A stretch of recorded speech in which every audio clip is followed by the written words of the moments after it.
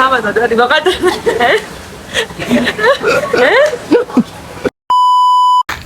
ခုကတော့ barbecue တော့စားမှာဖြစ်ပါတယ်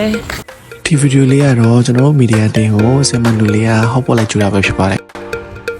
ဒါကတော့ဟော့ပေါ်စားဖို့အရန်တက်ကြွနေတဲ့နော်မီဒီပဲဖြစ်ပါတယ်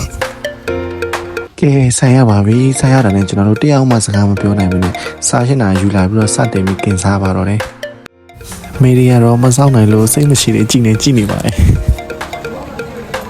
ဆင်မလူလေးကတော့အပီဆွေးနေပါပြီ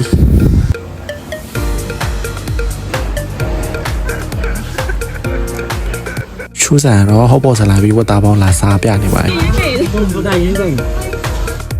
အမှတော်တော်ရရကတော့မစားဘူးလားစားပြီးတော့နေကုန်ပါတယ်ဆမနူကတော့ဖိုက်ပြရနဲ့တော်ကီလွတ်ပါတော့တယ်အားကြောင့်ဖေ့စ်ဘုတ်မှာဟာတာပါတော့ဒီတော့ဒါမျိုးလေစားရမယ်ဆိုရင်တော့မယ်ကြည့်ဒါမျိုးကစားမယ်ဆိုတော့ဒီဘက်က